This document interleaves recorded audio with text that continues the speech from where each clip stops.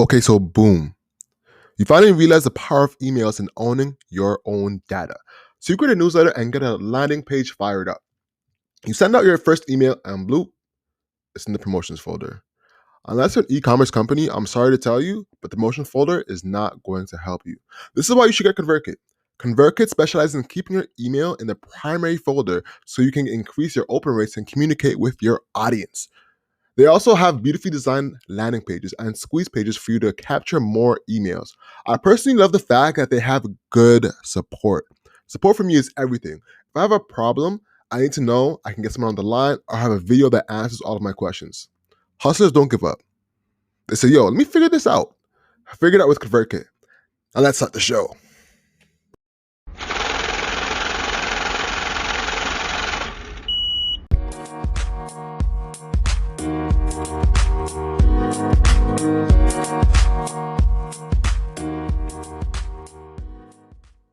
Remember, your business is not connected to your self-worth. Yo, Simple I know plan. you love, that I feel like that's becoming one of your favorite monikers, right? 100%. Explain to me, bro, like how did this thing come about? Because it's becoming your manifesto. Because I started winning with my business and I started attaching myself to my winnings in my career, in my business. And I was like, oh, look, I'm winning. I'm getting another client. Yo, woo, let's go. You know what I'm saying? Then I lost one and I was like, oh, shit. And I felt horrible, bro. I was like down as fuck. I think that, a lot of us entrepreneurs, we equate ourselves to our business because it takes so much out of us to make it succeed, So once you're focused on it, you're in it, you're hell-bent on making it win, and you get that win, you equate yourself to that win because you were the conduit of that win. Yeah. Right? And then once you lose, you feel like, hey, that's 100% my fault because we lost. Not just my fault. It is your fault, but it's your self-worth is in that. Mm-hmm. You know what I'm saying? If you put your self-worth on that, then your whole self-worth as a person is now attached to this business. Mm-hmm. So you don't have to control yourself. Your business controls you. Mm-hmm. Mm-hmm. And I'm like, hey, you can't let your business control you. You got to control your business. Mm-hmm. So that's why I think it's such a big statement because we can get lost in the sauce easily. You create a page and you get 100K subscribers or 100K followers on that page, for instance. You're like, yo, I'm lit. You got 100K followers, right? Mm-hmm. Let's say Instagram deletes your page like that. And you didn't have an email list like a dumbass. And you're just stuck there. And you're stuck there with 0 followers now. Your self-worth is going to tank significantly because of that. But if your self-worth is rooted in yourself, you're like, oh, I made that mistake. I can get it back in no time. You know what I'm saying? Because yourself is rooted. But if you had equated yourself to that business, you'd be depressed, in your bed, curled up, sad, going out sad. Bro, that's why, I don't know if you remember, but I said one time, I feel a lot of people are playing status games and not wealth games. And I kind of took that wealth games and status games from one of my favorite people I follow on Twitter. His name is Naval. He started AngelList, which is like a place you can actually find angel investors and etc. Mm-hmm. And he had a tweet which it says how to get rich without being lucky. And he says one of the things is like a lot of people are playing status games and not wealth games. And when I really looked at that, like when you said status games, I really looked at people on IG and who got the blue badge on them or something like that. And they're building a business, or people who are photographed with certain entrepreneurs, or just the optics of actually looking successful and mingling with the right individuals, but not really having that self-worth in yourself. It's more about like, I have the image, I'm doing these appearances, I'm doing whatever, but there's no, it's kind of like you're building a foundation on sand, if that makes sense, right? Meaning that whole thing can be blown away. Your Instagram can be taken away. Your Twitter can be shut down. Everything and anything can be shut down. But that whole thing is what you built your own self-worth from? Like your image. And there's a couple people like I know, first, I'm not going to say the name, but remember when we were in California, Afrotech, guy who blew you off. You remember?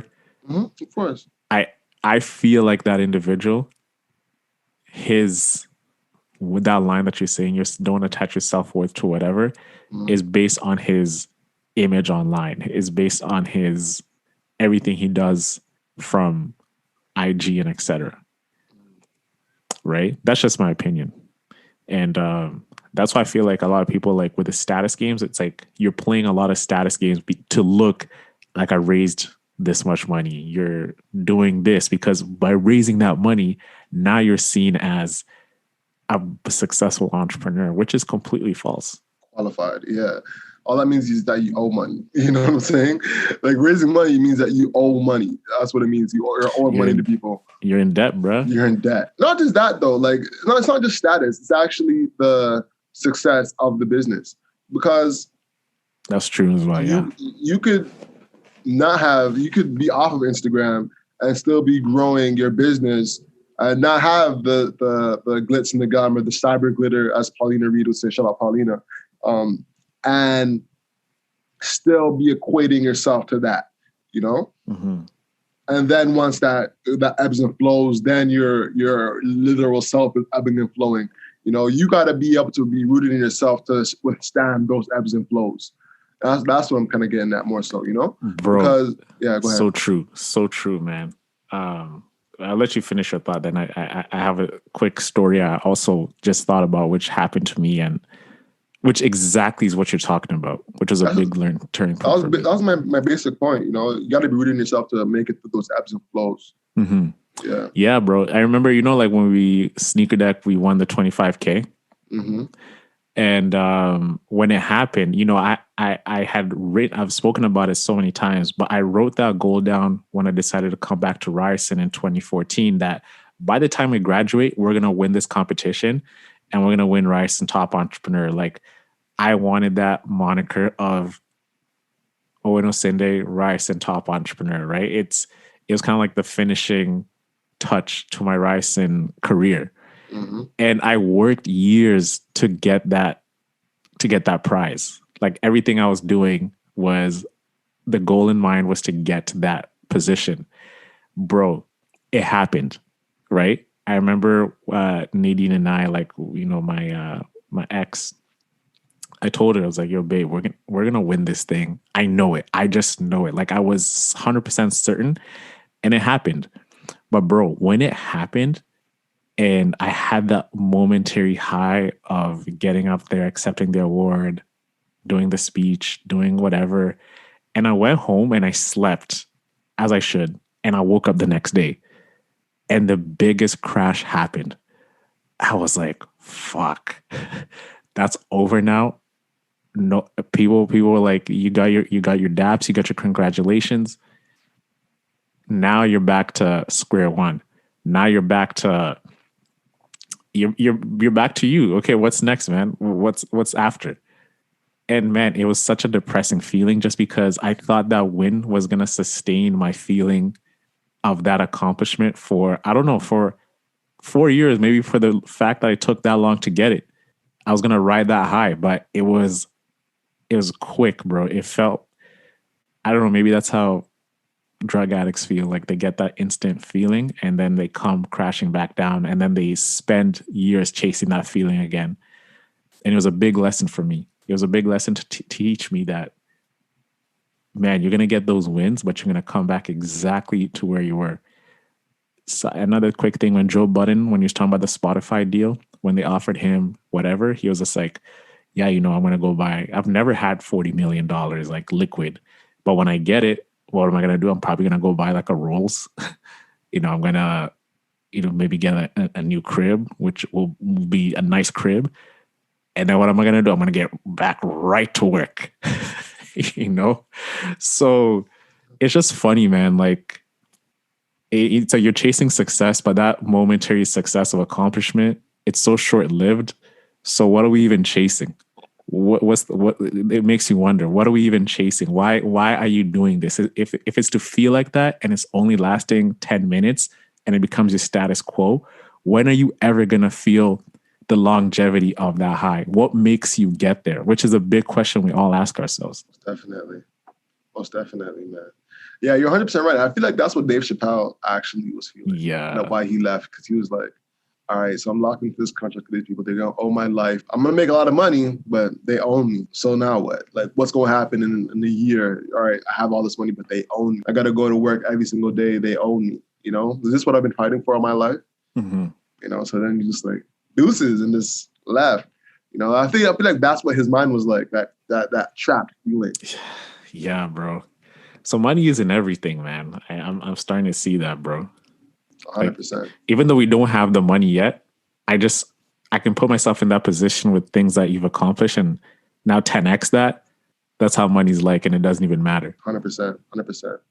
But that being said, man, let's start the show. You have already like 10 minutes, 15 minutes in. This is how we do it, bro. Let's go. Welcome to Hustle Over Everything. This is the podcast where you receive stories, tips, and strategies from entrepreneurs who've done it to grow yourself, to grow your business, and switching up the moniker on you to take yourself to the next level as a person. Later today on the podcast, we have Marvin. Who is Marvin? Marvin is an entertainer, online comedian who's amassed over 39 million views on YouTube. He has over 50K on Instagram. He has built himself up as an online entrepreneur, and we're digging into the story today, man. So I'm excited. Before that, bro, Owen, what's up with you? What are you working on? Any announcements? No announcements, actually. I think we're just stuck in the grind of launching, gearing up with our 2021 projects. Mm-hmm. And personally, for me, man, I'm just very excited to be alive, to be healthy. And yeah, man, I'm just very grateful, bro. Nothing really popping on my end. What about you? Prepping for a client for Black Friday. That's been the bulk of my thing. With media's launching, so we're gonna relaunch soon. Some new website. New website. Edited website. Edited website. But like honestly, yeah, new content can make a website feel like a whole new website. You know, 100%. New imagery. You know, new call to actions, new lead magnets. So yeah, I'm excited for it. It's gonna be big. I can't wait to see it, bro. I know it's been years in the making, bro. I think if you look at a business like from a baby, Mm-hmm. you know, when it's born, it's just like a little thing. You gotta nurse it, and I think you've been nursing it. So I think now it's like maybe it's a toddler. Mm-hmm. So now the toddler, you can start to see the face. It's getting personality. It's talking. So now it's about to rise up and start walking. So this is the time, bro. About to get legs. The brand's got legs, as we say, bro. The brand's got legs. Exactly. Yeah, and the brand got legs with this one, man. I'm really excited to talk to Senior Gumboy. You know, Senior Gumboy, he's been like a staple in the Black community, you know, over the last few years, creating really good content. So I'm really excited for that, man. But with that being said, ladies and gentlemen, let's hop into the business tip of the week. Let's see what you chefed up, bruh. All right, man. So for this business tip of the week, I actually wanted to dive into the lead magnets because with Boxing Day, Black Friday, literally around the corner, we need some traffic. We need more people to come into our stores. We need more people to, be on our page, on our email list. We need all of that. So I prepared a few ideas when it comes to creating a great lead magnet to help you grow your business during the fourth quarter. First things first, what is a lead magnet? A lead magnet is an incentive that marketers offer to potential buyers in exchange for their email addresses or other contact information. And one thing that I realized with lead magnets is that it's usually two things, either information or entertainment. right? So if you're creating a lead magnet, there's two things to think about. What am I offering? Is it entertainment or information? For information, I have a few things that you can offer to your readers, listeners, whatever it may be, to incentivize them to give them their contact information or any information that you want. So here's a few. Let's start with number one, a resource list. This one is key, very simple, straight to the point. Resource list is a list of resources. It goes, it's word for word, it's pretty simple. Like, moving right along, quick start guide. This is a quick guide on how to explain something. An example is for a Facebook advertiser, you can have a quick guide of what to have as you launch your first Facebook campaign. Next is an email mini course. I actually had this with Shopify. When I'm onboarding a client, Shopify gives you an email mini course where they have emails with links to specific videos that will onboard you on how to upload your inventory and get your Shopify store up and running. Next is a template. A good example of that is a LUT pack, where someone will give you a template for your email or even charge you for that template, where you can quickly add that to your Lightroom or Photoshop and have your images be bumped up to a better quality. Moving right along, the next is a discount code. This is very simple. We all know this. We all seen it when you hop into a website, you get a discount code. A sleeper that's really good is a calculator. Calculator is great because once you set this up, it's literally just set it up and leave it and watch the emails roll through. All you really need is a good SEO. And a calculator can give you, hey, calculate my the rate of my Instagram page.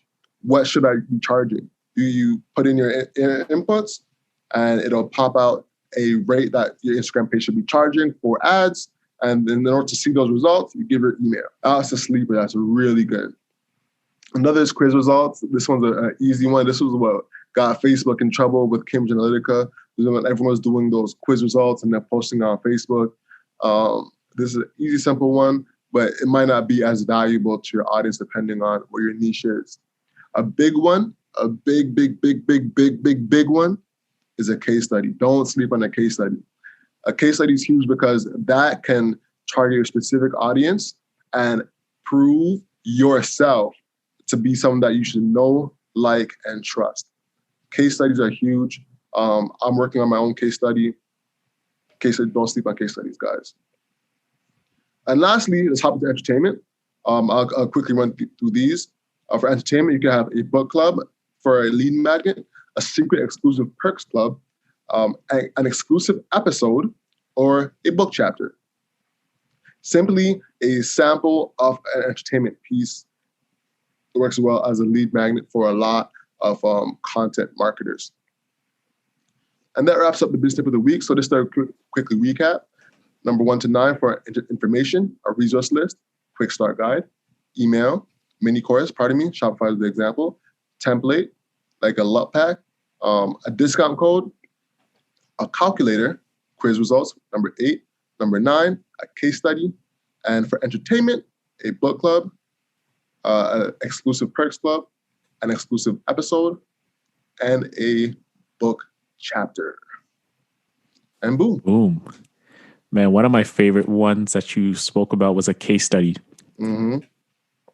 And we briefly spoke about this last night about with our upcoming project, Hustlers Card in 2021. Having a case study is going to be a very big sell for clients.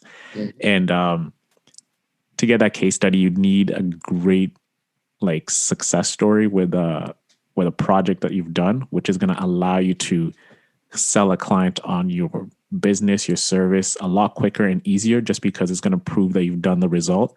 And these are tangible stats, metrics that you've actually brought from that client who's in a similar industry, which can bring them success, man. So I love case studies, bro. I think for me, I learned very early on, those are big sells. Even working in sales right now, all we use is case studies when I'm reaching out to other media companies. We're like, hey, we've worked with Condé Nast and Refiner29 and BuzzFeed. These are the stats we can bring you.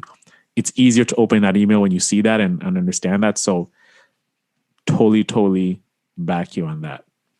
Yeah, case studies are the one. That's what most of the people leverage or look at to really wow that client and let them know that we can actually bring results. So don't see my case studies, guys. Absolutely. But Al, bro, you know what time it is, man. It's that time. Let's go, Mr. Hustle Muscle. Guys, you know what time it is. It's Mr. Hustle Muscle on the mic, ready to give you that Hustle Nation tip of the week. And my message for the week is for those individuals who are working a 9 to 5 and also balancing their business after work. I work in sales. I work in enterprise sales. I work in talking to big clients such as Pepsi, Coca-Cola, IKEA, in selling them software that can really help them improve the customer insights to their product. So after work, you've had a long day. Your brain is fried by sending emails and being on the phone and being in meetings. And now you got to work on your business. So first, after you come home, you want to maybe pop a quick workout. I mean, I work out in the morning, but perhaps you want to work out, you want to have dinner. And now you've got about 5, 6, 7 hours to work on what you got to do. And this is where you need to really thrive. These hours are such gems that you cannot afford to waste.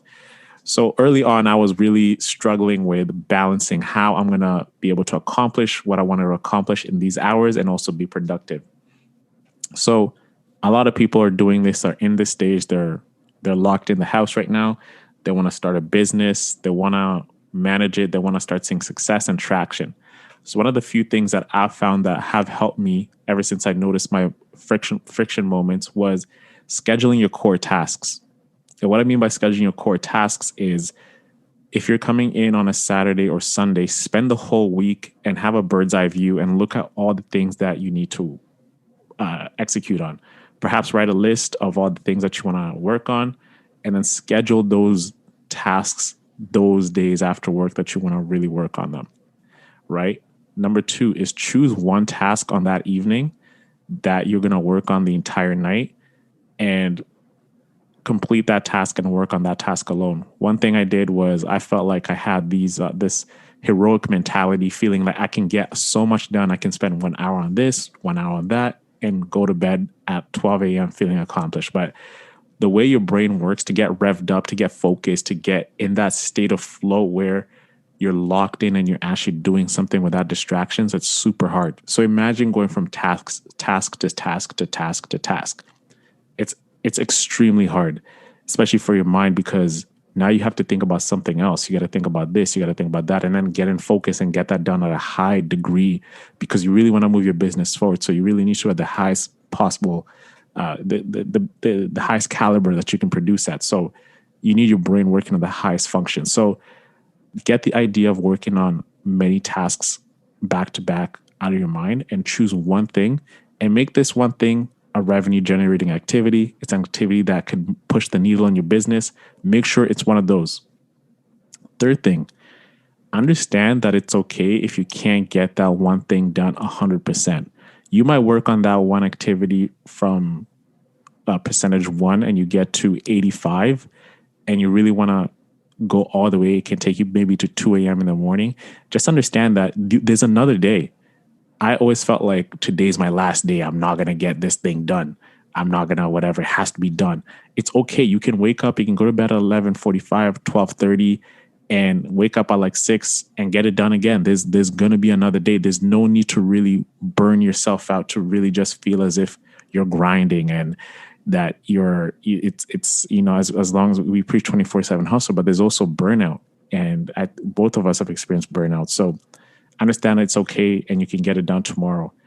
And lastly, just focus on the business, focus on everything. Take out the distractions such as social, the YouTube watching. I know you're done after work and you really want to relax and consume a lot of content.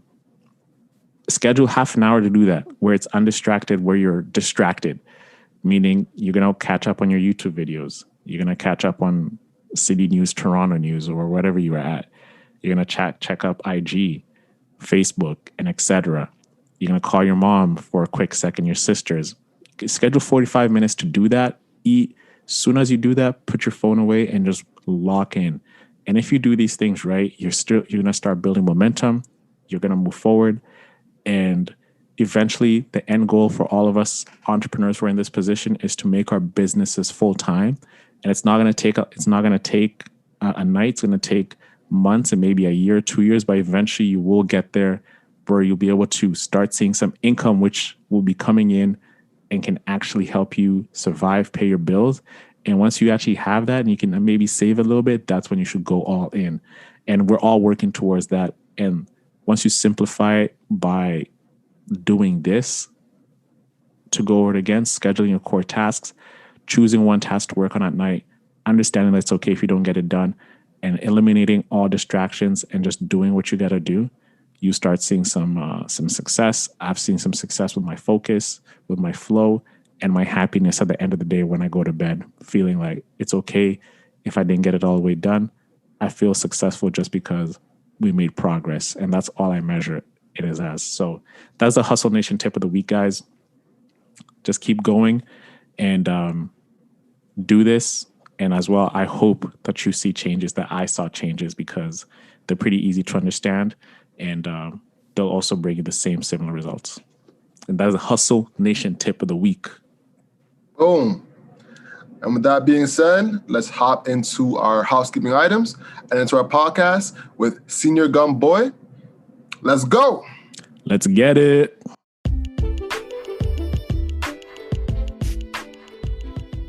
Hey, what's up, guys? To support this show for free, here are some main options. If you're on Apple, make sure you rate and write a review of our podcast. This makes a huge difference and helps support the show. If you're on Spotify, follow us. If you're on Google Play, hit subscribe and auto download so you'll be notified and have a fresh pod ready to go when we drop. Lastly, make sure you share the podcast on Instagram or whichever social platform you use and tag us. On Twitter, we're at 24/7 Hustlers. On Instagram, we're at 24/7 Hustler. And on Facebook, we're Hustle Over Everything. And now, guys, you gotta pay attention to this point. We just dropped a new newsletter. It's called The Underrated. It's a weekly newsletter that breaks down untold stories that highlight game-changing business strategies that shape our sports, music, and culture. It drops once a week on Mondays, early in the morning, to prep you for the week. So subscribe to that, and we'll see you in the pod.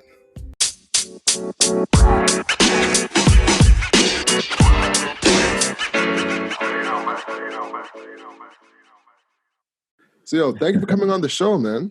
Yeah, no problem. Thanks for you guys having me. My pleasure. It's our pleasure. Yes, our pleasure, man. We're always excited to talk to creatives. Get in their minds. Ask them questions. Like, how's the grind like? I feel the hustle of creation. I think that's what we want to talk about. Okay, dope. Yeah, because I feel like creators, we don't really talk enough with each other outside of our like creator circle. If you have a creator circle, right? Some people don't. It's just kind of like they're the only person in their friend group who actually creates and whatnot. So yeah, it's good to always connect and whatnot. That's a fact. It can be lonely, as entrepreneurs, as creatives, you're kind of in your own silo a lot of times. Even if you're on other creatives, sometimes you'll be in your own zone of the exact project you're working on. So you don't really have as much time to, reach out to other people, see what they're working on, see what they're charging, see what how they're working with brands. It's a lot of shit that is kind of goes under the radar, and it's hard to navigate with that blindly, Yeah. Yeah, most definitely. I was actually working with a friend to try and, come up with a solution for that, especially like creators here in Canada. Mm-hmm. And if you want to, break it down even further, especially Black creators in Canada, right? So, we're working on something to try and elevate us a little bit. Oh, all right, man. So to start off, I got some icebreakers. Let's get into this one, bro. All right, it's gonna be a good one, man. Yeah, it's gonna be a good one. All right, so they're both a good ones. So I'm like, it's hard choosing between the two, but let's do it. So You meet a girl on the road, and you start to take a liking to her. She takes a liking to you. Okay. Is she from Brampton? She's from Brampton. Let's say she's from Brampton. All right, cool. All right. You get her number and you start going on dates. Around date number 3, she comes to you and says, "So I heard you like have a YouTube channel. Okay. Let's make a video together." What do you do? I mean, I guess I'll probably make the video. Oh yeah? If I just met her and like in my mind, I'm trying to like, build something further with this girl, something of substance and all these things. Then I probably would just be like, yeah, we'll do that. And like, play it off until I see like what she's really about here. But if it's like, you can do it. Yeah. Yeah, but if it's just like a girl that I met on like a cool, friendly vibes, and we just kind of been chilling and whatever, and she said, "Hey, well, I see you have a channel, I want to make a video." I'll be like, "All right, you can do that." Cool. So interesting. It just depends, I guess, Or it definitely does depend, man. Like if she has a channel, if she's an actually creative, because there's levels to it, right? There's like if she's just like saying, "Hey, you have a channel? Let's make a video." Like this is like off top. This. Just trying to like, I guess, I don't know if I would say mooch, but just trying to just hop in, you have to respect the craft. You know? You've been at it for a minute. Go ahead.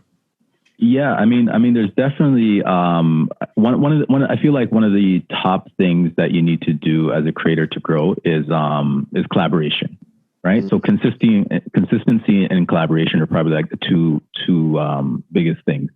And me personally, I've always been down to collaborate with people, regardless of like their audience size, or I don't really watch anything like that. I just more so, are you a funny person?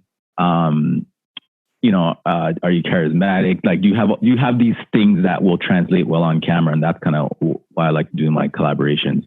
And so the one thing I do say when people kind of ask me to collaborate, that kind of like cheeses me and whatnot, is when someone's like, "Yo, I saw you have a channel, like, let's shoot a video." I'll be like, "All right, cool. What do you want to shoot?" Like, "I don't know. I just, like a video." Like, no, then that is just me doing all the work. And then you just coming to me like, "I just want to be in your thing." Like I guess my advice to creators who are trying to collaborate, if you are trying to collaborate with someone, you need to make that person's life as easy as possible. Someone should not have to, stress out themselves to collaborate with you. You should have the video idea put together. You should have some sort of outline. You should have locations kind of scouted out. You should make that person's life as easy as possible, because then then what's the point? In my perspective, right? Like then just becomes a headache. I 100% agree. And that goes with almost anything, right? If you're a photographer and you just want to, "Hey, let's have a photo shoot." And okay, what you going to do? "I don't know." Oh my God. "Hey, I have a podcast. What do you talk about?" "I don't know." Yo. Shut up. I don't know.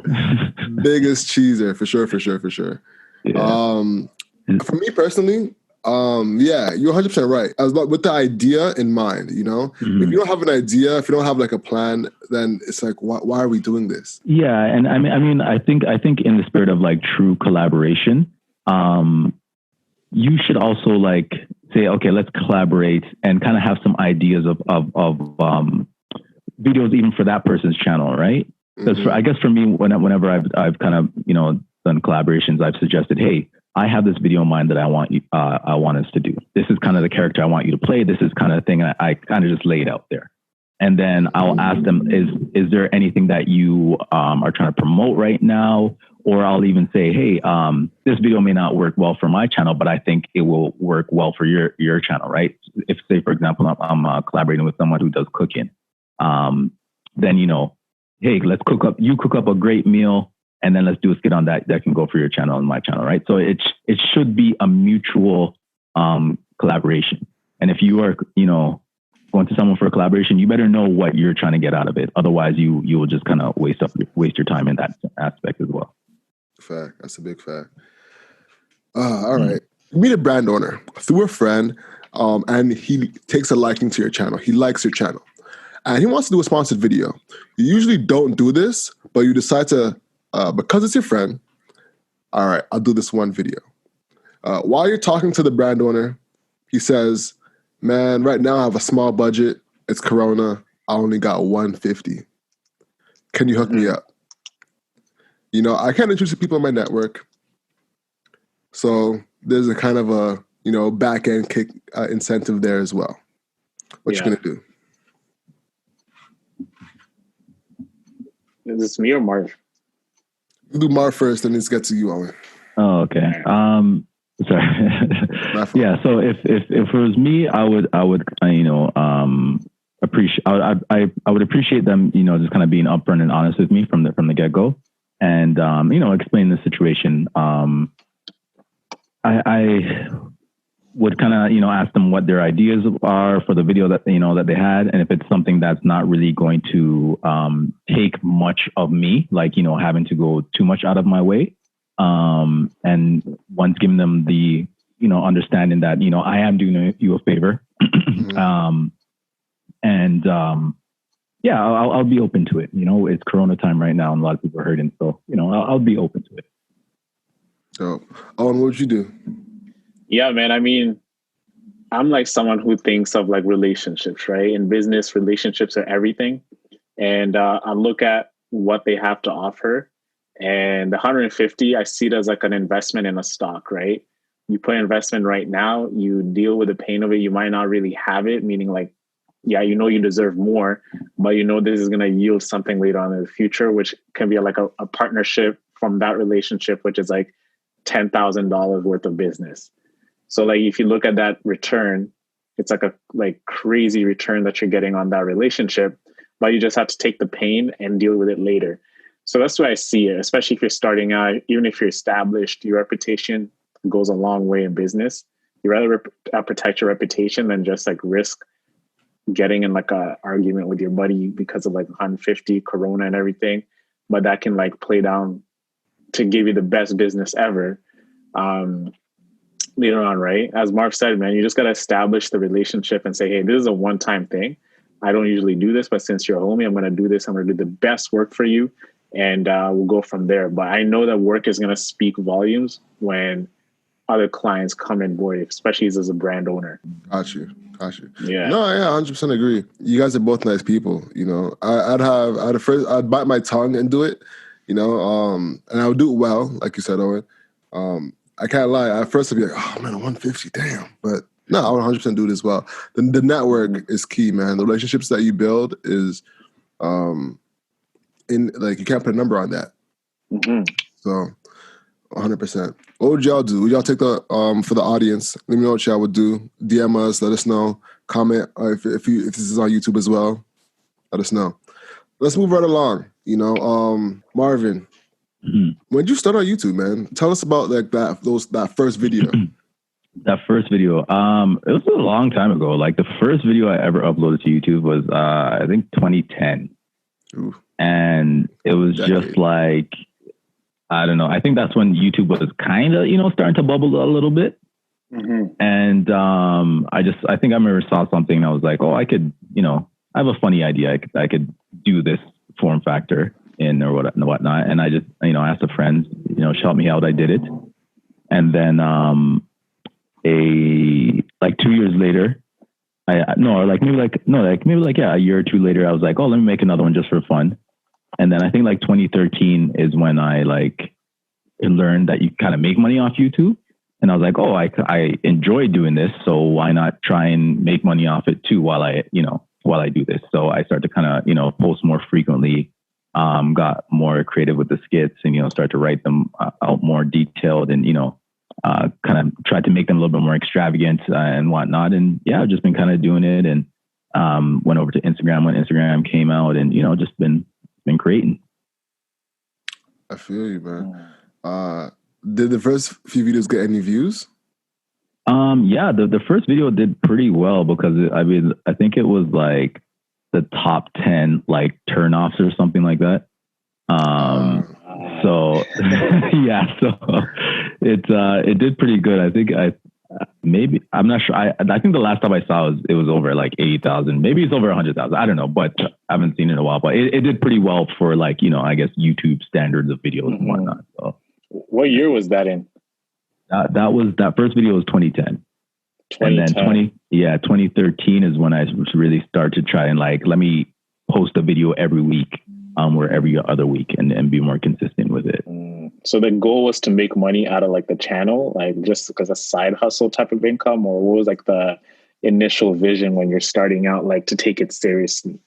Yeah, I guess the big motivator was to try and do it more frequently was like, because I learned you can make money, right? I didn't know how much, but I'm like, hey, I enjoy doing this, so why not do it and maybe make a little extra money at the same time, right? Like it's not going to hurt.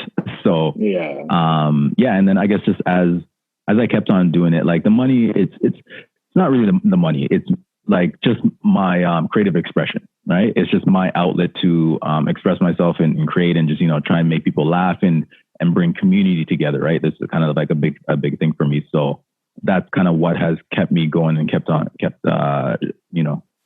laughs and whatnot, the silliness coming. So I feel you.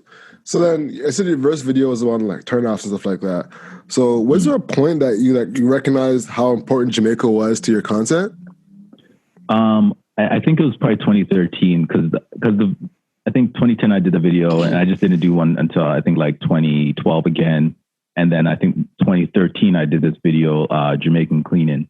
And then that one was probably the video that really like, blew me up and was really shared a lot. And, that was Jamaican cleaning. So it had to do with the Caribbean and people loved it.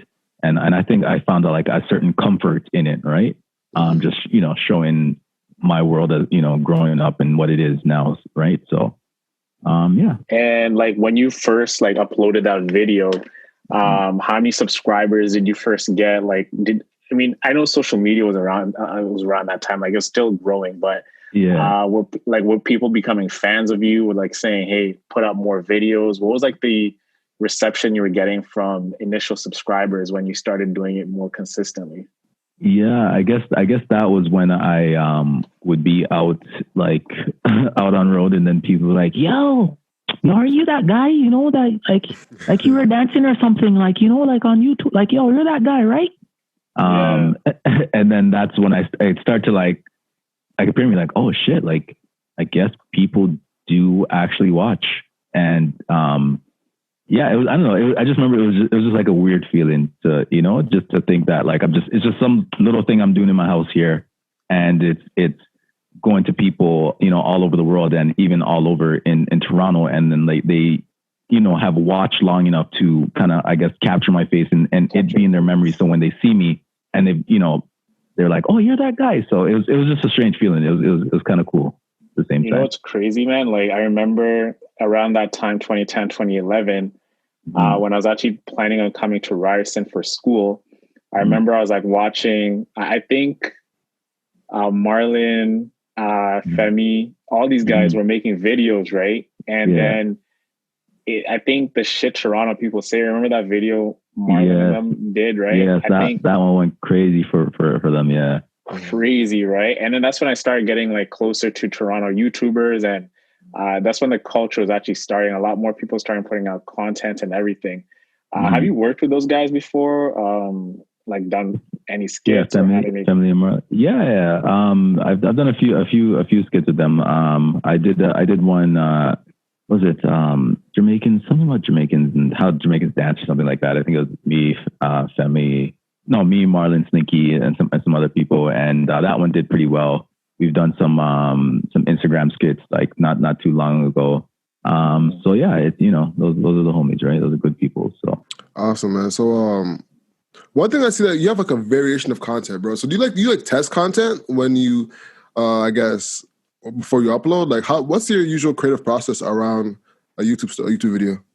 I guess usually it starts with just a random thought in my head, like just those random jokes that you kind of I either make up or you see something and you like, oh, what if this situation went that way instead of how it played out. Yeah, and I feel like just a lot of people watching. I get a lot of my my inspiration from just kind of being out there and just see how people's like mannerisms and behaviors and whatnot. And then from there, it's I'll just write it down in my phone. Like I kind of have a skit list. So I'll have one for YouTube and I'll have one for IG, just depending on, the idea and how I can convey it within a certain amount of time.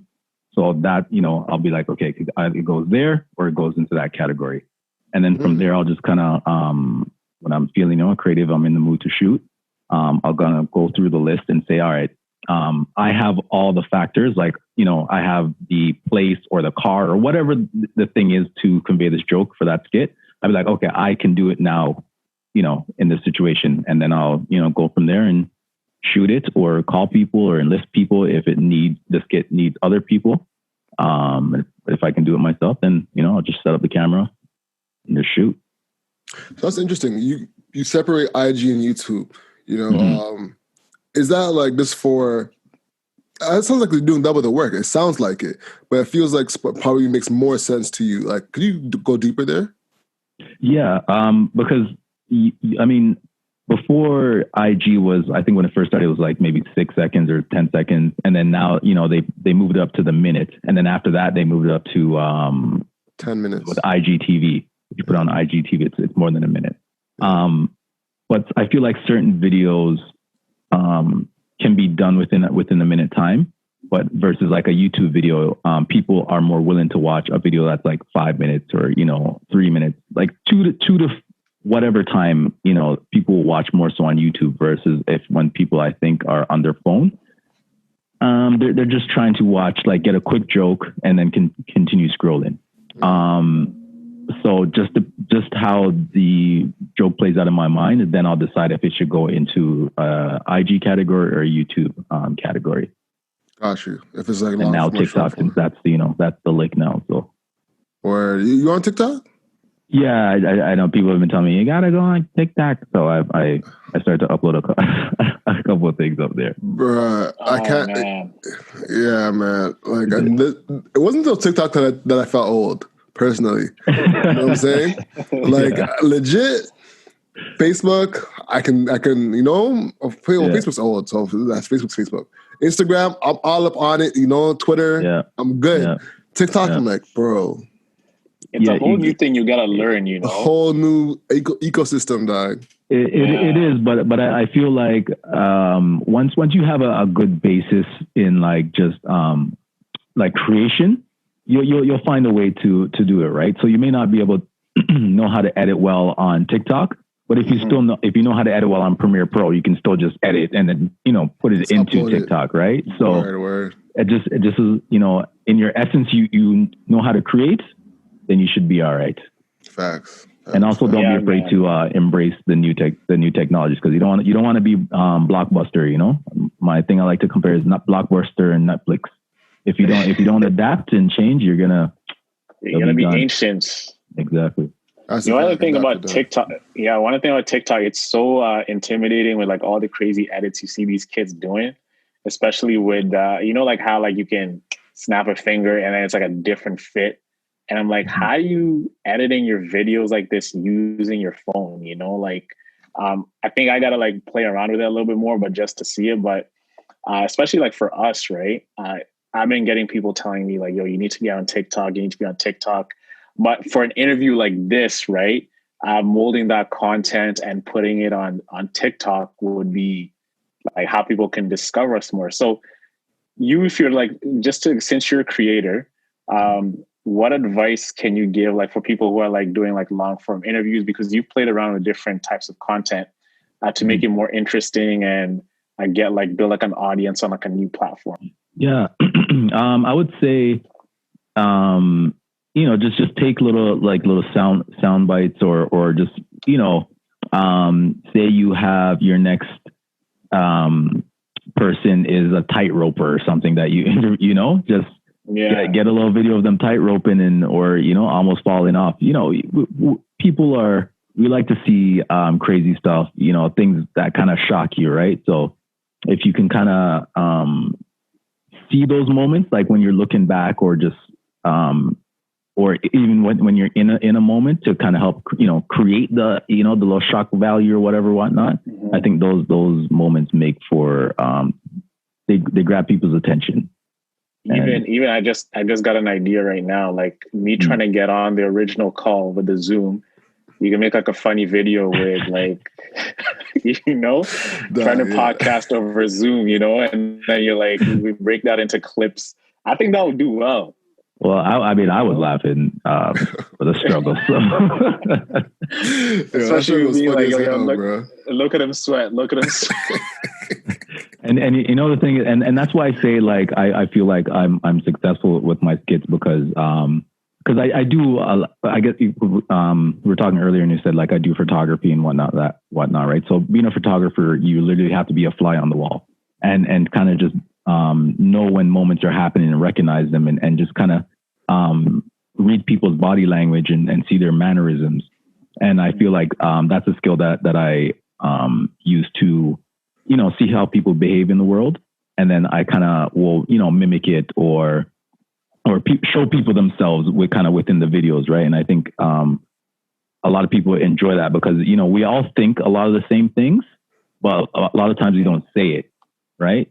So when you see it in a video format, you'll be like, oh shit, you do that too, and people want to share it and whatnot, right? So for me, that's just kind of been my underlying thing to connect with people. So. I feel it. Word. You know, I remember when I was in grade 6, I think I might have mentioned the podcast once, but you know, my teacher asked me the question, have you ever thought a thought that no one's ever thought before? You know? And I was like, I've heard that question before too. Yeah. And I was like, that's interesting. Then the more I thought about that, I was like, that's cool and all, but like, what if I can think a thought that everyone's thinking? Mm-hmm. You know what I'm saying? But just no one's really saying it. Then that's where like the value is, because then you're kind of a little bit ahead of everybody because you're thinking what everyone's thinking about without the action being there already. You know what I'm saying? That's kind of what you do in a way. I think you're right on the money with that, man. Because even on Twitter, a lot of people will say stuff that, oh man, I remember when I was young and I did this, and that as a kid. And it's stuff that you thought about before, but you never spoke about it. But then you share it on Twitter and everyone's just like, oh my God, I used to do that. I thought I was the only one. Mm-hmm. And then it just creates like this whole nostalgic moment. And it's like a good piece of content because everyone can relate to it. Mm-hmm. Exactly. You know, as people, we look for ways how we can connect and like belong or whatever. Right. So, it's, you know, it's definitely a dope way to build the audience and find your audience within whatever community you have or you're trying to build. Most definitely. Yeah. So getting back on track to the YouTube story now, you're grinding away from 2013. Was there ever a turning point that you saw and all right, now I'm on an uptick, or was it just like a slow, gradual pace every time, I guess?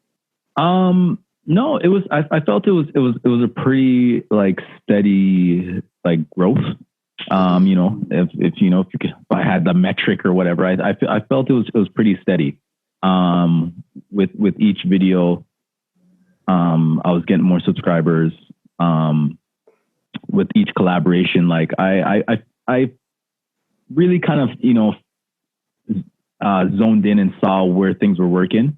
And I saw like, you know, what my audience liked. So sometimes I would kind of be like, all right, you know, I know they'll enjoy this one, so I'll do it for them, right? Or if I was feeling like, you know, I just want to try something new or just be a little bit more creative outside of, you know, this, then I'll just do some, you know, something like that and just try and open up even their thinking or whatnot, right? So. I hear you. And what was like for your subscribers, right?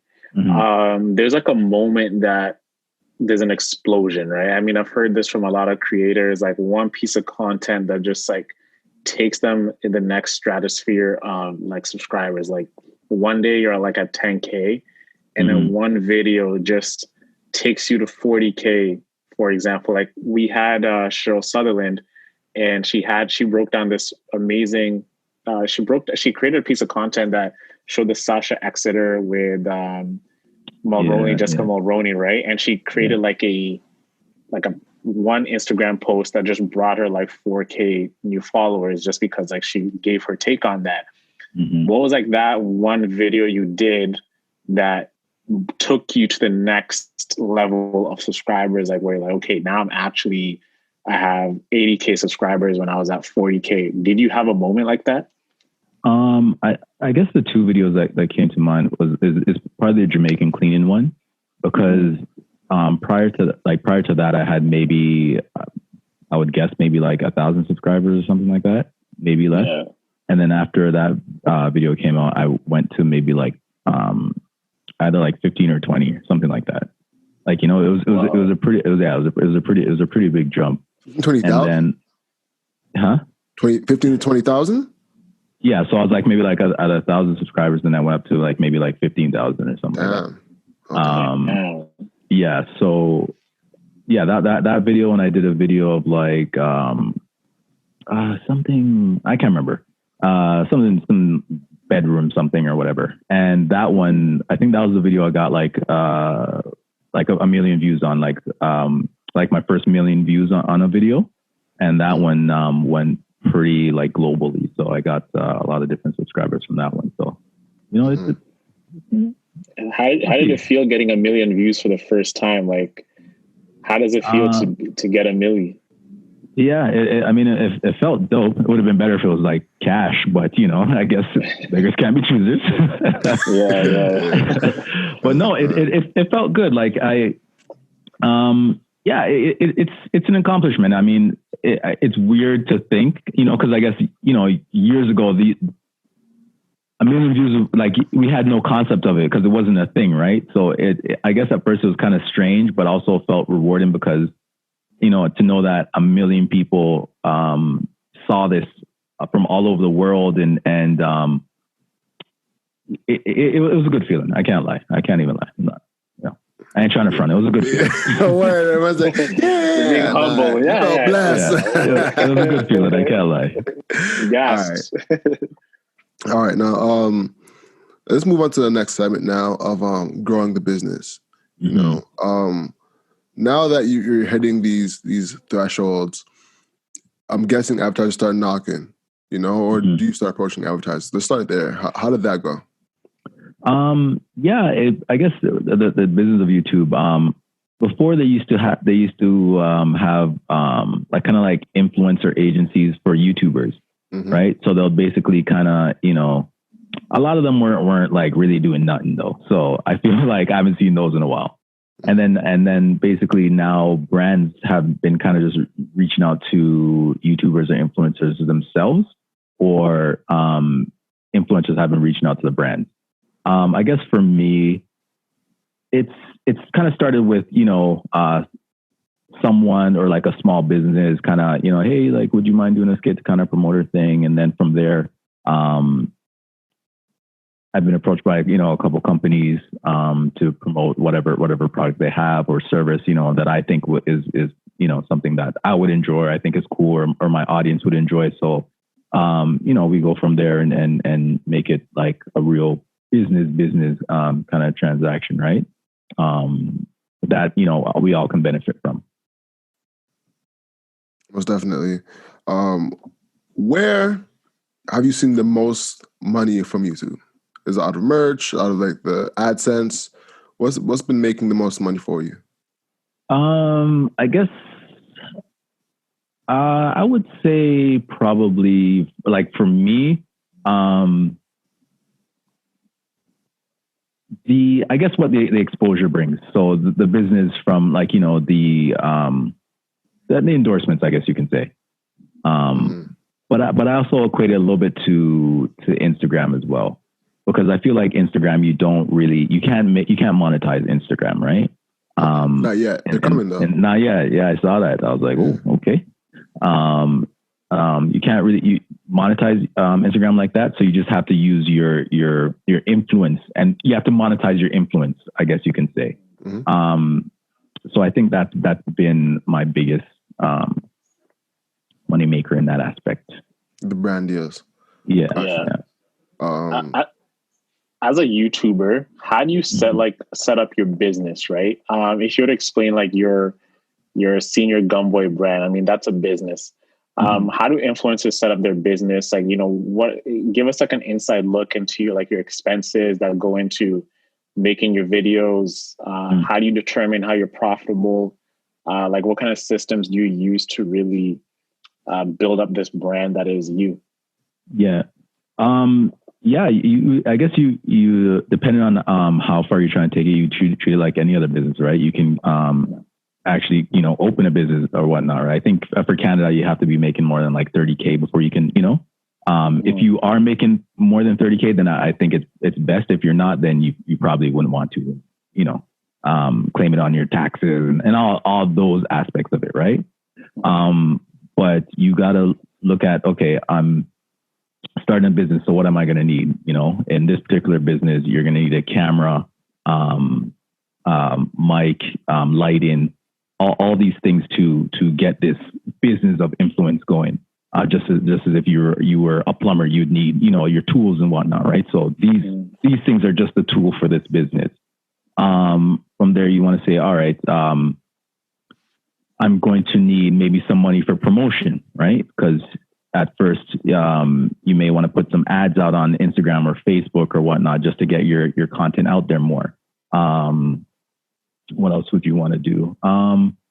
Logos, right? If you want to make your thing be like distinct, so you may have to get a graphic designer to do your logo, or if Photoshop and whatnot, then you could do it yourself. Editing software, it can get pretty pricey. So that's why you should, not undervalue yourself when people do come to you, when it's time for you to charge, right? Because you did have to put a lot of money into this, right? Some people will put more, some people will put less, but you gotta, if you want to grow and have greater quality and whatnot, you do have to put money into it, right? So, how do you value yourself? Oh, sorry, go ahead. Sorry, no, say that again. I was gonna say, how do you value yourself? It's really something like learned. For me, it's just been, I had to kind of go through things and do things for free or do some favors. And then once you start to see a certain pattern of what people are willing to pay you, and some of the prices that you give, and they're like, oh yeah, that's cool. And you're like, oh wow, yeah, it kind of reassures you of how much you're actually worth, right? And with Instagram and YouTube and whatnot, now they have the tools to show you the insights, right? So how much your video is being shared, how much your video is being saved, all these things, where people are watching your video, the age demographics that people are watching your video. So now you have actual numbers to back things up, right? And there's tools out there, like I think there's Social Blue Book is one where you can kind of get a rating of where you are, and even like metric calculators and stuff like that, right? So there's ways to find your worth. Should put that on a t-shirt. That sounds nice. Social Blue Book, yeah, that's a good. I'm gonna write that down, man. Word, I'm writing that shit down right now. Where's my pen at? But yeah, man, Marv, like what you're saying about you gotta invest in all this, right? The thing about YouTube, which is unfortunate, is it's not duplicatable, right? For your success that you've had, you're like 150K subs. You just did your thing, right? And you came up and you got there. But for people coming in, it's so hard to duplicate that model just because you have to be interesting. You have to put out good content. Like, what is good content? And there's no timetable of when you're going to get to 100K subs. For example, if you're starting a service business, you know your pricing from day one. If I go to, let's say, ABC, Acme company, they're going to pay me. And if I get 10 clients, 50 clients, this is how much I'm going to be making. But YouTube is a totally different animal, right?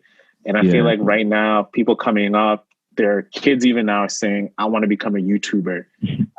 There's a kid tasting Shirley Temples and he has millions of subscribers and he has all these brand deals, right? Like kind of niche subjects, topics like that.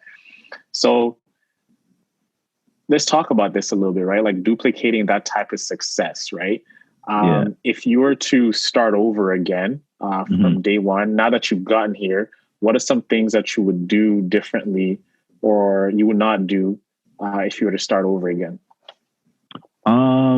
If I were to start over again, I think I would have been more consistent from the start. I also, and I guess the one thing you guys remember, like I just kind of said, like you got to get all this equipment and where you take, blah blah blah. But really, when you break it all down, it's the person that the audience is watching. Like that is like the number one key, right? So you have to be kind of I don't want to say interesting because we're all interested in our own ways, but you just got to be able to be comfortable to convey whatever you're trying to say to an audience, right? So content is key. Like if the content ain't good, no matter how expensive the camera is or whatnot, people aren't going to watch it, right? So I just wanted to put that out because I didn't want to kill no one's dream by saying you got to buy all this stuff and whatnot, right? But it definitely does help. Like especially with quality, it helps to raise your price and be at a higher, I guess, caliber or bar, I guess you can say. But if I were to do it again, I'll definitely just be more consistent with it from the start, and be more, and I can be and just say like, this is what I want from this collaboration, right? Like, I want to get this. Just be more straightforward, right? Let's collaborate for this reason. This is what you get out of it. This is what I get. Are you cool with that? Hey, we're both happy. Now we can get the work done, and then let's go for drinks and be cool, right? And treat it more like I guess a business like that. But other than that, I had fun with the journey. Like there's not much more or less I would have done, I guess, outside of those things. Gotcha. What was some of the successful campaigns that you're proud of? Like with sponsors and whatnot, or just in general. Exactly. I guess the one I did was with Del Monte on the year 2018. Del Monte Juice Canada. It was for Caravana, so I went to the parade and I kind of just hosted the parade on their stories, and we did a video, and they kind of went to my house, met my mom, and she made some food, and I felt it was like a really good representation of a Caribbean Canadian family getting ready for the parade. I went with my sister and her fiance at the time and my friend, and just I felt it really conveyed like a Toronto essence, and it showed like the parade in a positive light, and it was a good time. It was a good video, so I really appreciated that collaboration. I hear that. Now, do you usually go and approach brands, or are you on offense, or do you find yourself on defense more so? Before I was on defense. Now I'm with my new kind of like, go-getter attitude or whatnot. I've been reaching out to brands more myself, and then showing them like why I'm your guy, or why you need me, right? Or why, or how I can help you, right? Or how we can help each other. Because a lot of times brands, like you just they'll have like kind of like a PR agency, right? Like a lot of brands have a PR agency, and that individual who may not know you because they just they're just into different content or whatever, so they may not have come across you before. So sometimes you just got to put yourself in their eye, right? So yeah. Awesome. And with your brand content and your brand deals this year, how has that played out with Corona and everything happening? It's been all right. Like I did get this new deal with a brand. It happened, pretty much when Corona started to happen. I shot some photos and came out, did like a little pitch and sent it to them, and they they really liked it, and they kind of explained that, Corona kind of messed up how they were going to do their campaign, but, they want to take me on, and it should be starting soon. So, you guys may see it out there soon on Instagram or whatnot. So you just really got to adapt, right? I think that's the key. And what YouTube has really taught me as a creator is it's taught me how to adapt, right? And you got to adapt or you're going to get left behind. Exactly. Yeah, survival of the fittest. Mm. Yo, what comes to mind when I say, has a brand snaked you? Has a brand snaked? No, not. I wouldn't say a brand has snaked me. I mean, I feel like,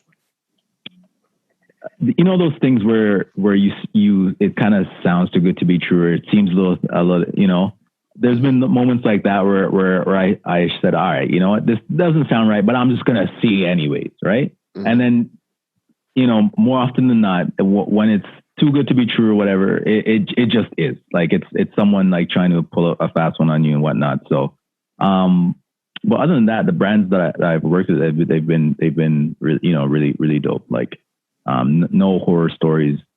Maybe just like, you do a video and then you're like, oh, great. Okay. And they're like, oh man, can you just change this, that? And then you're like, so I have to reshoot the whole thing. Okay, cool. Like, like those little annoyances. But at the end of the day, right? Like, they're paying you for something. So you better shoot that shit again. So. Got you. Man, that's a blessing, man, not to have any like bad client experiences. Especially since that long, like over 7 years. Yeah, I've heard some stories. So it happens. You just really gotta be like say what you want and like write everything down, right? So don't leave any room for misinterpretations and gray areas. The more clear you can be, the better off you'll be. Gotcha. Do you have like a lawyer look over contracts and stuff like that usually, or how's it usually work? I haven't. If it were at a scale where I I think I needed to, then I definitely will. Right? Mm-hmm. It's better to be safe than crying later. So that's a fact. Yeah. All right, cool. You can work towards wrapping up. Oh, do you have any questions, man? Yeah. The last question I had was monetization in YouTube. Mm-hmm. Yeah. People who don't understand monetization and how it works at subscriber level and how much you could be making as you do climb up the ranks. Mm-hmm. Talk to us about it. You've seen it. You've seen your channel grow and your platform grow. How does the monetization process work once you start allowing, ads on your video and etc.? Yeah. So before, I guess, back in the day, YouTube just kind of let you be able to monetize from the start. But the recent thing that I think they did, you have to get 4,000 subscribers and I think 40,000 watch hours before you're eligible to monetize. So once you get those achievement unlocked, you basically, if I guess a metric you can say for every 1,000 views is $1, right? It also depends on the time of year because of course there's more ads during Christmas time, right? And it also depends on the country. So the country you're in, you can make more money or less depending on the country you're in, right? How many subscribers you have. If you have more subscribers, you're more likely to get a higher, I think it's called CPM. So like, basically like per view, if you have more subscribers, that view may make $5 versus if you have less, it may be like $3 or something, or like $1.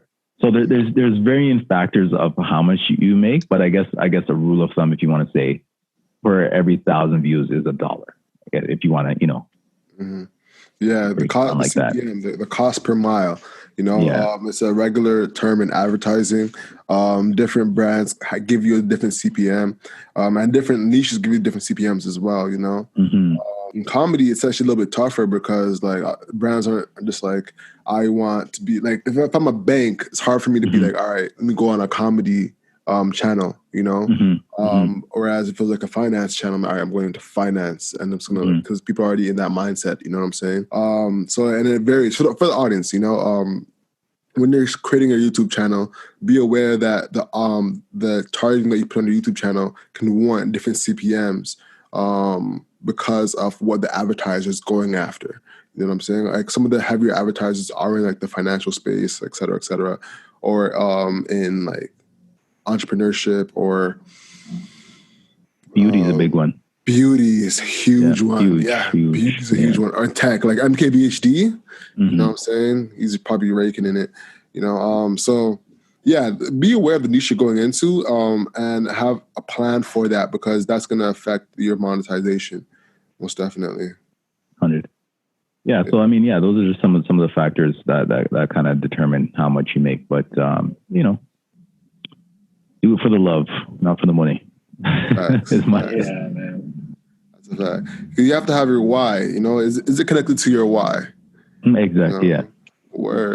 So you're working on this podcast with your brother, right? Yeah. Tell us about it. Yeah, that's I guess a recent addition to the hats that I'm trying to wear here, and it's called the Broski Podcast, and it's a podcast I started with my younger brother, and basically just kind of chronicling our new friendship. We've been kind of going to parties more now, and whatnot. And I just thought it would be good for people to see, men,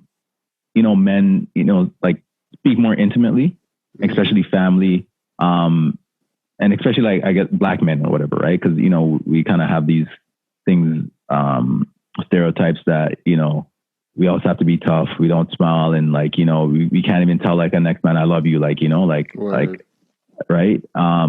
So, and I think just family dynamic is another thing that I want to introduce, right? So I plan to have my mother on there, or our mom or whatever, right? Our dad. Yeah, and I just want to kind of put it like a positive light on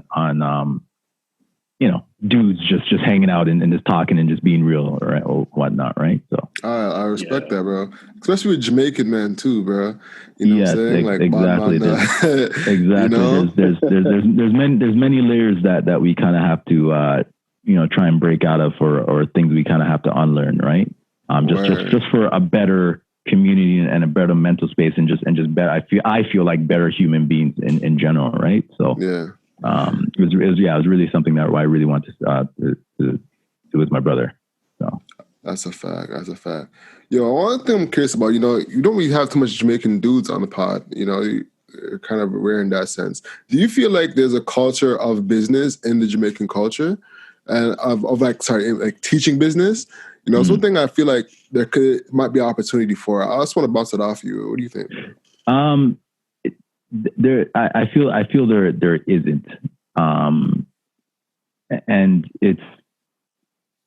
I feel like a lot of times it's not what you say, it's how you say it, right? So I feel like a lot of times the stuff that's being taught is not really being said right, or for a global narrative or a global mindset, because right now we live in a global society, right? And if it's good to sell whatever you have in one, genre or whatever, but if you can sell to a global audience now, right? Look at Apple, like they're not just selling to, one little thing. So I feel like teaching like global economics and selling to, especially like a Jamaican audience would benefit greatly. I mean, I'm definitely open to stuff like that. Like one of the guests that I had in mind for the podcast, or me and my brother had in mind, was like a financial advisor, right?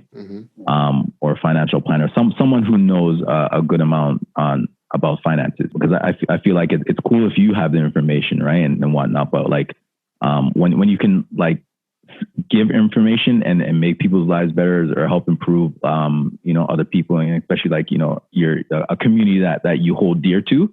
That's to me that's dope as shit. So that's a fact. And let me not skip over David Mullins. He was on the podcast as well, and he's a Jamaican man. So let me not talk out of turn, you know. And I would suggest if anyone's going to look at that, you check out the David Mullins podcast, bro. That was a great episode. Yeah. Okay. We dive deep into stocks. And he's man, he reps Jamaica hard, bro, and talks about like for real, he goes up to bat against like why Jamaica is going to be the next Singapore.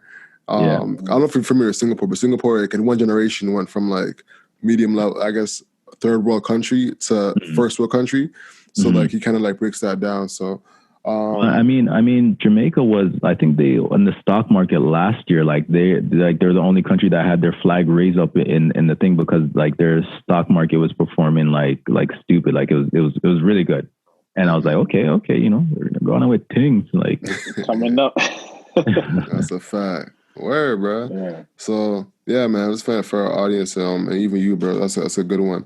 But that's a fact, though. I definitely think there should be more of a culture around entrepreneurship. There is like a small culture in terms of like I said, like locally, but there hasn't been like a global audience or a global initiative for entrepreneurship in the Jamaican culture. So that's one thing I guess, you know, we can start, you know, pushing into the atmosphere, you know, and creating that energy out there, without a doubt, man, without a doubt. Definitely. And it's things like this, you know, us, you know, dudes and ladies and whatnot coming together for the greater cause, good of all of us, right, and future generations. So, you know, that's the vibe I'm on. So. Facts. And we need to create more, bro. Because listen, the girls they're like coming together like Voltron, bro. Like they got the boss babes, all types of events where they're having brunch and shit like that. The dance hot girl groups. Summer just it's never ending now.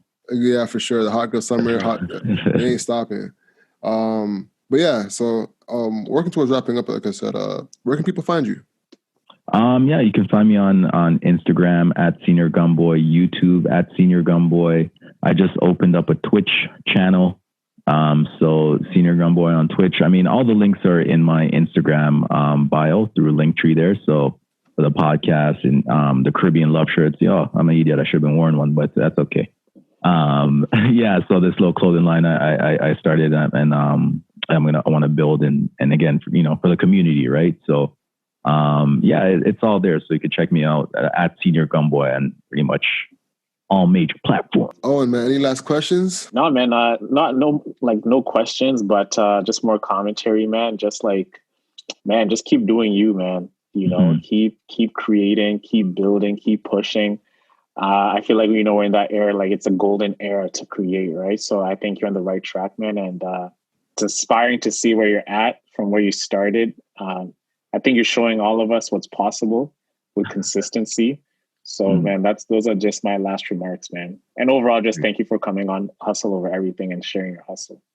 I appreciate it. I appreciate you guys having me and you know, and kudos to you guys, you know, for, you know, just doing it, right? Because I know a lot of the times people say they're going to do stuff and they say and they talk and it just never happens. So that's just even starting, right? Like that's something, right? And I wish you guys much success. You know, we'll work together again. So, you know, it's ain't the end, right? So, yeah, I appreciate you guys.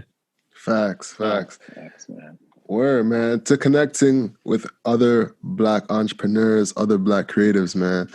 You know, that's what it's all about. With that being said, ladies and gentlemen, the hustle is what you can control. So control your grind and control your life. I'm Alex. And I'm Owen. And that's Hustle Over Everything. Gumboy. No, not me. Word. We out, y'all. Peace. We out. Peace. Thank you so much for listening. The conversation continues on our Instagram at 24/7 Hustler. We post very frequently. And be sure to check out our merch at hustleovereverything.co. We have some amazing sweaters, hats, mugs, and a lot more. Lastly, our Proud to Pay program is linked in the description below. Thank you so much for your support. Talk to you next Monday. Peace.